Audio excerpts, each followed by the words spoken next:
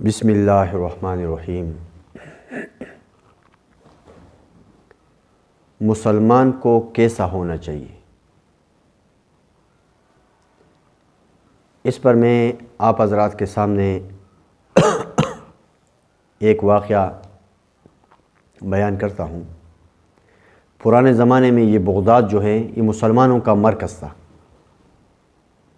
یہاں کے مسلمان بہت مشہور تھے کہ یہ پکے ٹکے مسلمان ہیں، صحیح مسلمان، ایمان کے اعتبار سے بھی اور اعمال کے اعتبار سے بھی۔ بغداد بہت مشہور کسی زمانے میں۔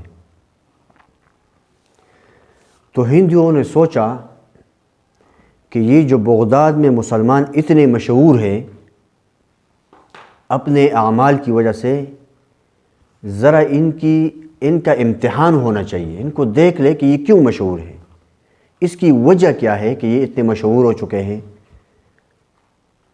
اور اتنے اسلام کے اتنے پابند ہیں، وجہ کیا ہے۔ ہندوؤں نے آپس میں مشاورت کی اور مشاورت میں اپنے ایک ذہین ترین آدمی اس کو بغداد بھیجا کہ جاؤ بغداد میں دیکھ لو کہ ان کی وہ کیا چیز ہے ان کے اندر کہ جس کی وجہ سے یہ اتنے مشہور ہیں، اور بغداد ان کا مرکز بن چکا ہے۔ ایک آدمی گیا، روانہ ہو گیا ہندو۔ جب بغداد پہنچا تو عشاء کا وقت ہے۔ اس نے ایک ہوٹل میں آرام کے لیے کمرہ لیا، اس ہندو نے کھانا بھی کھایا اور آرام کے لیے کمرہ بھی لیا۔ رات گزاری اور صبح ناشتہ کرنے کے بعد جب نکلنے لگا تو کاؤنٹر پر گیا ہوٹل کے اور اس کو کہا کہ بھئی کل کھانا اور رات کا سونا اور ابھی یہ ناشتہ، اس کے کتنا بل اس کا بنا ہے، میں ادا کرنا چاہتا ہوں۔ تو اس ہوٹل والے نے اس کو کہا کہ بھئی آپ کا بل تو ادا ہو چکا ہے، آپ کے پیسے کسی نے دے دیے۔ تو اس ہندو نے کہا بھئی میں تو دوسرے ملک سے آیا ہوں، میری یہاں کوئی جاننے والا بھی نہیں ہے، کوئی رشتہ دار بھی نہیں ہے، کوئی مجھے پہچانتا نہیں ہے، یہ کون ہے جس نے میرا بل ادا کیا؟ اب یہ دل ہی دل میں سوچ رہا ہے۔ تو اس کاؤنٹر والے نے کہا کہ ایک آدمی یہاں آیا اور اس نے مجھے کہا کہ یہ جو آدمی آیا ہے یہ اس علاقے کا نہیں ہے، اس بستی اور اس شہر کا نہیں ہے، کبھی اس کو میں نے دیکھا نہیں ہے، لہٰذا یہ مسافر ہیں، اس کا جتنا بل بنے گا رات کا کھانا اور پھر سونا کمرے کا اور پھر صبح ناشتے کا، یہ مجھ سے آپ ایڈوانس لے لیں۔ اس نے آپ کا بل ادا کیا۔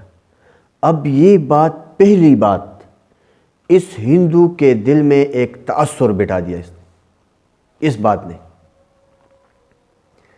ایک دل میں ایک تڑپ پیدا ہو گئی کہ بھئی مسلمان ایسے ہیں۔ وہاں سے نکلنے کے بعد ہوٹل سے باہر گیا ایک دکان والے کے پاس کوئی چیز لینے کے لیے۔ تو اس دکان والے نے کہا کہ بھئی آپ یہ چیز وہ سامنے والی دکان سے لے لیں۔ تو اس ہندو نے کہا وہ آپ کے پاس موجود ہیں، آپ مجھے ادھر ہی سے دے دیں، میں وہاں نہیں جاتا، آپ اپنی دکان سے دے دیں۔ تو اس دکاندار نے کہا آپ سامنے والے سے لے لیں پھر آ جائیں۔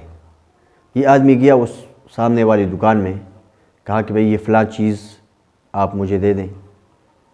تو اس نے وہ چیز اس کو دی ہندو کو، اور ہندو وہاں سے پھر دل میں ایک بات بیٹھ گئی کہ بھئی سامنے دکاندار کے پاس جو ہوٹل کے ساتھ بالکل جڑا ہوا ہے، قریب ہے، اس کے پاس چیز موجود ہونے کے باوجود مجھے چیز نہ دی اور مجھے سامنے والی دکان میں بیچ دیا۔ تو وہاں سے یہ ایک تڑپ اس کے دل میں پیدا ہو گئی۔ وہاں سے چیز لے کر واپس آیا اس پہلے والی دکاندار کے پاس اور کہا آپ کے پاس یہ چیز موجود ہے اور اس کے باوجود آپ نے مجھے سامنے دکان میں بھیجا۔